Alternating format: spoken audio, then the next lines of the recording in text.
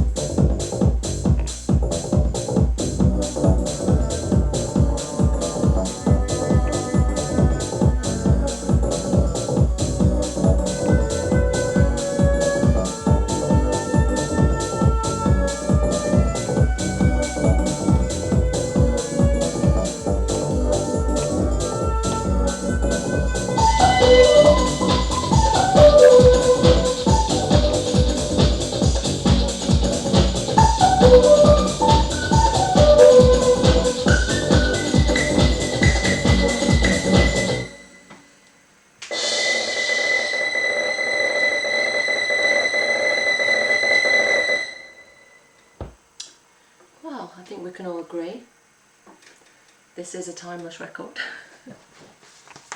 Exceptional. One of so many reasons why I love the Dutch.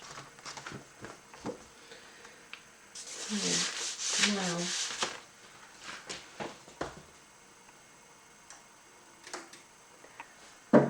and in the meantime, I was showing you some cards from the Russian contemporary GOM Moebius Tarot. Now, the other reason I came here was because somebody emailed me a question earlier, and rather than do some more writing, because I always seem to be writing, I thought it would be, nice to answer it in a little video. One of the lovely things about doing the readings from the occult masters that I've been focusing on over the past years is it puts me in touch with other seekers who have the same interests, and we serve as lights for each other on the path. In particular, I found that the mysterious and enigmatic Olive Pixley comes up more often than not in the questions, and I'm not surprised that she piques people's interest, although I am very happy about it because she really is a wonder. Now, the person in the email rightly said that there isn't much information out about Olive Pixley. We have her writings on the Armour of Light, parts 1 and 2, the Magnet, there's some crossover between them. Some other texts, some of which feature within the practices of certain initiatory groups, mainly within the Avalonian tradition. But there is, I came to this, the Avalonian, via Tomberg, and the Russian occult school. That's probably a sign not to speak about it. And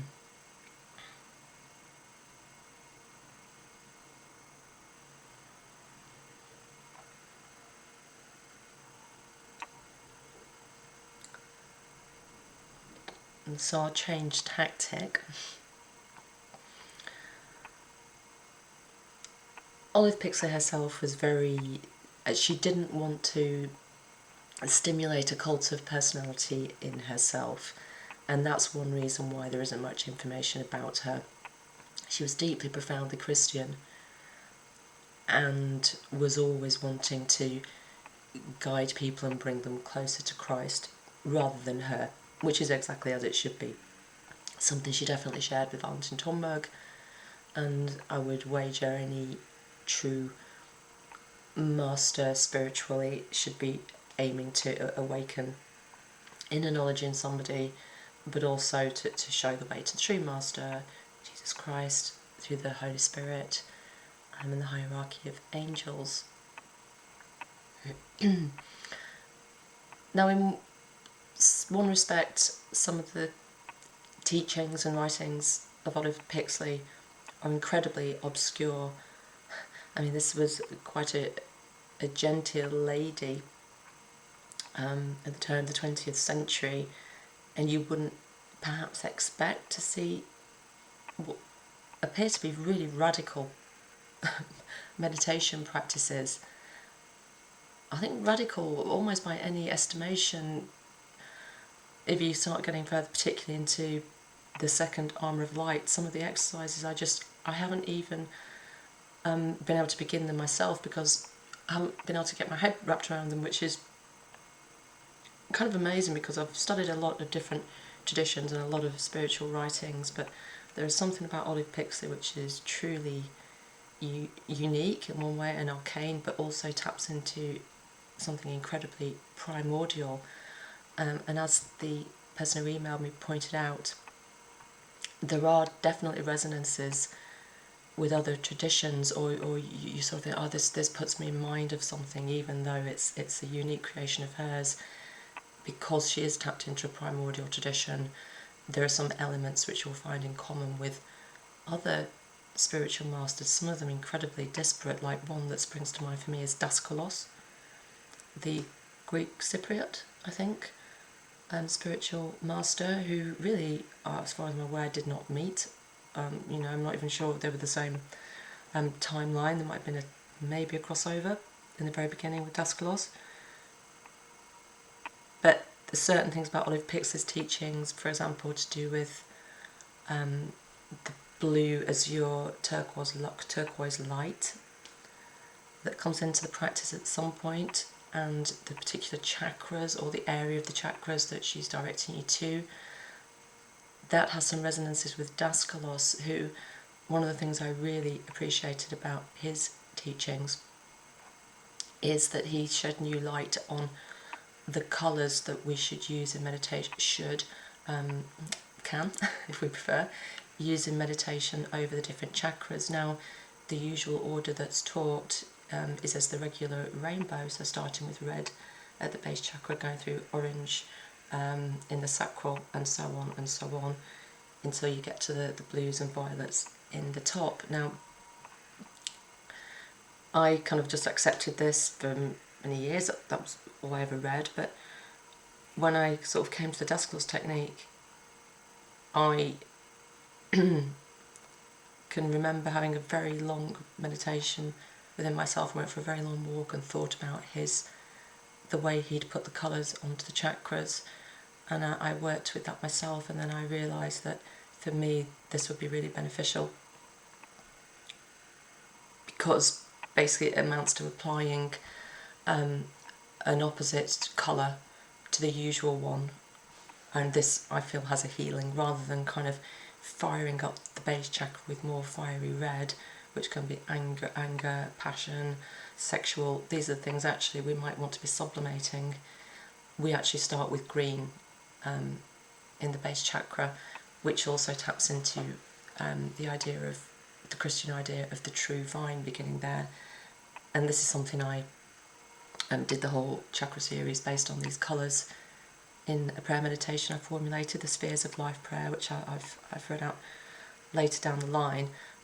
So that's a kind of roundabout way of saying that yes, I do agree that there are certain similarities. The person who asked the question might have been thinking of something different, but for me it was the Daskalos connection that jumped out. And other things, more symbolic, for example, the use of the sphere of light. In the first part of the Armour of Light exercise, the Armor, this sphere of light that's generated around the person. This is something that's developed as well within the Avalonian tradition and some of the other teachers there. Part of the shield, the auric shield, if you like, of the aspirant is this sphere of light, which we develop within our aura as a form of protection. That's stage one, and then there's other elements that come in, but that is really reminiscent. That's and of course Olive Pixley, she was within the Avalonian tradition herself, so that's another reason for that. Where did she get it from? She gets it from, well, she was a Christian and a psychic, a psychometrist, and an occultist, but it was when her beloved brother died in the Great War that she began to have her spiritual download. No doubt when a doorway was opened within her soul on account of the great grief she would have experienced because of that.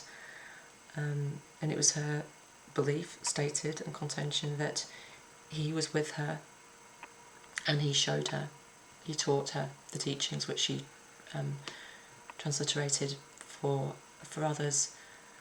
And it's noteworthy as well in this context to think again of the Avalonian tradition, where one of the permanent inner contacts is a soldier called David Carstairs. I'm not sure if this is supposed to be his real name or a pseudonym, but there's a definite parallel there, and because she was involved in this tradition, it's possible that there is a direct link between those two. So she's getting it from the spiritual world, is the answer directly. Valentin Tomberg, yes. And do I know Rudolf Steiner? Yes, well, no. I mean, there are people who are great experts on Rudolf Steiner. I certainly wouldn't consider myself to be one. But yes, I know him. and I have read something of his work. Quite a lot of it over the years. I wouldn't describe myself necessarily as an anthroposophist in the usual sense, not least of all because the society there rejected Valentin Tomberg, even though he does have many anthroposophical followers now outside the mainstream. But there are certain things that I think, Rudolf Steiner could be incredibly, incredibly prescient. I mean, sometimes I in the past I can think of times when I've read some of his work, I thought, well, that's absolutely almost gobbledygook, incomprehensible. But years later, I thought, oh wow, that's what he meant by that. That's what he was referring to. He, without a doubt, produced spiritual writing of one of the highest orders, some of which I would say is prophetic. His work on the 8th sphere, where he talks about as well a web, a spider web that will envelop the world, of course the World Wide Web as it became. So he had a lot, he saw the way the development of the human society was going, and most of all, for me, his contribution to the field of esotericism was his notion of, and his assertion of, Christianity as a mystical fact. This, for me, is his almighty contribution to the work, and the concept of Christ's return in the etheric realm in all of our lifetimes. So, yes, he's very important, and he was a huge influence on Valentin Tomberg for several years. As I've said in other videos, Tomberg went through a series of initiations from early childhood to the day he died. He just went from one great initiation to another sequentially, beginning with deep esoteric Christianity through a universal form of Christianity shown to him by his mother, devotion to the Virgin Mary, the depth of occult Martinism that he learned from the St. Petersburg scholars and teachers and masters like Moebius and Nina Rudnikova, his initiator in Estonia. He also had a long anthroposophical period where he revered Rudolf Steiner as his guide and master, and Tomberg himself mastered anthroposophy, producing the works par excellence in that field. He then moved on to a Catholic initiation, which brings him back full circle with the Martinism, which is also a form of esoteric Catholicism. So, yes, I did read something of his work, and if there's anything in particular you'd like to discuss about that, then please ask me, and I'll try to answer. I might not do a record as well, we've kind of merged into another thing, but I hope that's okay.